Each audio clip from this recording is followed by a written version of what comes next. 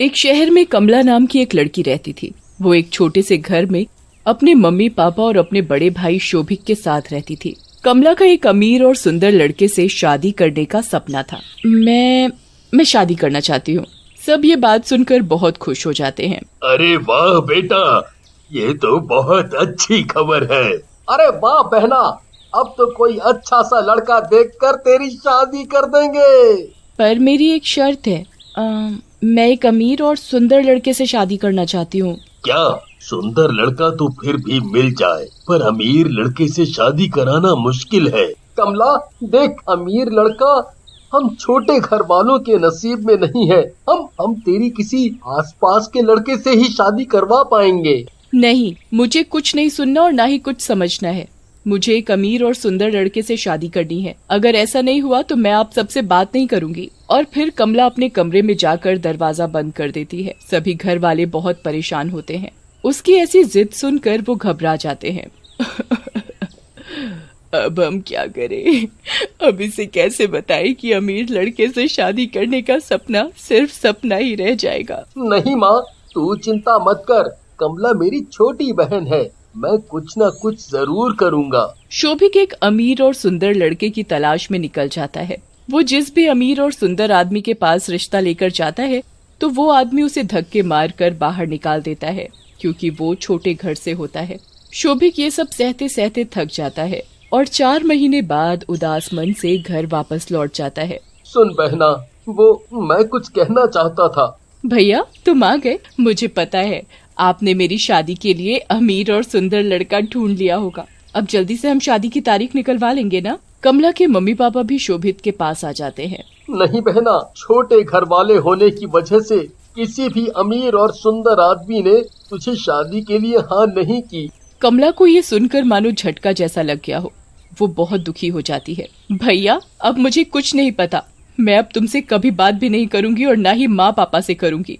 कमला रोती रोती अपने कमरे में चली जाती है और दरवाजा बंद कर देती है। ये देखकर उसके परिवार वाले बहुत दुखी हो जाते हैं। हाय मेरी किस्मत, अब हम क्या करें? बस अब बहुत हो गई कमला की जिद। प्यार करते करते इसे सिर पर चढ़ा लिया है।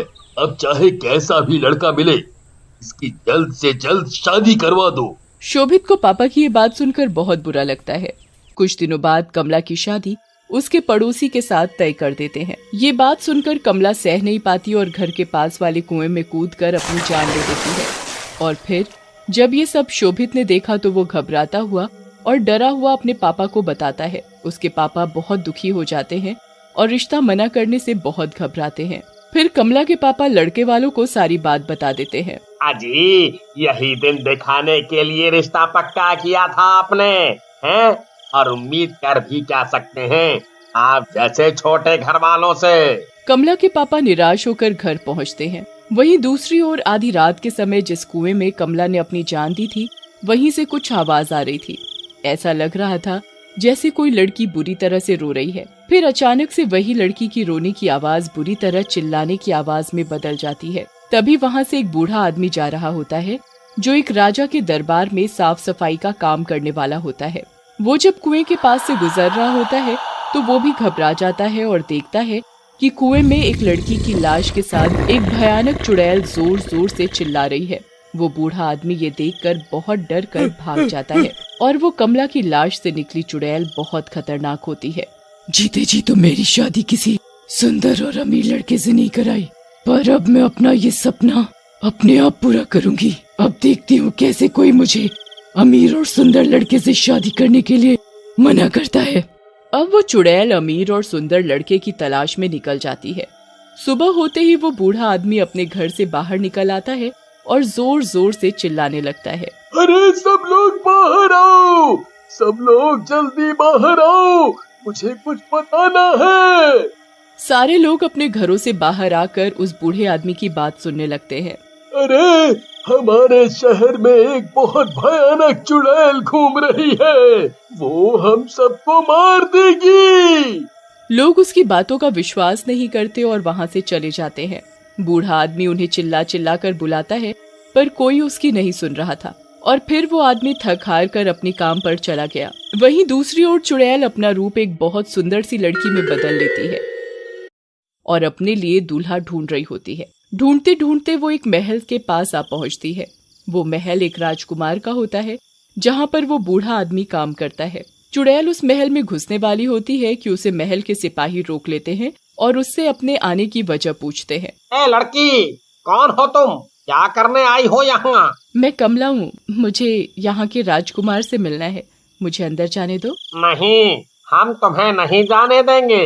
वो राजकुमार तुम जैसे मामूली लोगों से ऐसे ही नहीं मिलते। ये सब सुनकर चुड़ैल बहुत जोर जोर से रोने का नाटक करती है, जिसे सुनकर राजकुमार वहाँ आ जाता है।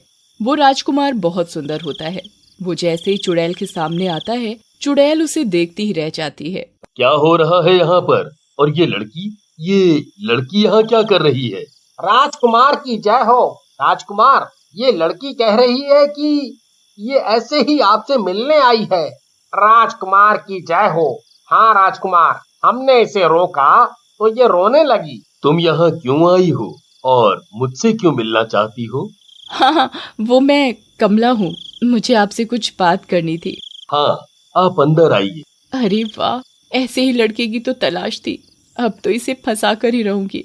फिर चुड़ैल राजकुमार महल में बैठकर बातें करते हैं। चुड़ैल महल को देखकर बहुत चौंक जाती है। अरे वाह, इस महल की मैं राजकुमारी बन गई तो मजा ही आ जाएगा। आप मुझसे कुछ कहना चाहती थी ना? हाँ, वो मैं आपसे ये कहना चाहती थी कि जब से मैंने आपको देखा है मैं आपसे प्यार करने लगी हूँ और मैं आपसे शादी करना चाहती हूँ। राजकुमार भी चुड़ैल के सुंदर रूप को देखकर मोहित हो जाता है और उसे हाँ कर देता है। मैं आपसे शादी करने के लिए तैयार हूँ, पर आप रहती कहाँ हैं? आपका परिवार कहाँ है? वो मैं अनाथ हूँ, मेरा कोई परिवार नहीं है और मेरे रहने का कोई ठिकाना नहीं है। ओह, तो आप यहीं मेरे महल में रुक जाइए। शादी करने के बाद आपको यहीं तो आना है, तो आप पहले आ जाएंगी तो कौन सी बड़ी बात है। चुड़ैल इस बात से बहुत खुश हो जाती है। पूरे महल में राजकुमार और कमला बनी चुड़ैल की शादी की जोरों शोरों से तैयारी होती है और राजकुमार ये ऐलान कर देता है कि अगले दिन ही शादी होगी। उस बूढ़े आदमी को भी महल में रात को रुकना पड़ता है क्योंकि शादी की वजह से महल में काम बढ़ जाता है। रात को कमरे में अकेले कमला बनी चुड़ैल अपनी असली चुड़ैल के रूप में आ जाती है और इस खुशी का जश्न मनाती है। अरे वाह, जो मैंने सोचा था वो सच हो गया, बहुत सारा पैसा होगा और सुंदर पति होगा। मजा आ गया। कमरे का दरवाजा थोड़ा सा खुला होता है और उस खुले दरवाजे में से चुड़ैल का रूप वो बूढ़ा आदमी देख लेता है और वो बहुत घबरा जाता है और वो जाकर राजकुमार के कमरे के आगे ही सो जाता है ताकि सुबह होते ही वो सब कुछ उन्हें बता सके। सुबह हो जाती है। राजकुमार अपने कमरे के बाहर आ जाता है। राजकुमार अपने कमरे के सामने उस बूढ़े आदमी को देखकर चौंक जाता है। अरे बाबा, तुम यहाँ क्या कर रहे हो? महल में इतने सारे कमरे हैं और तुम यहाँ सो रहे हो? राजकुमार, वो मुझे आपको कुछ बताना था।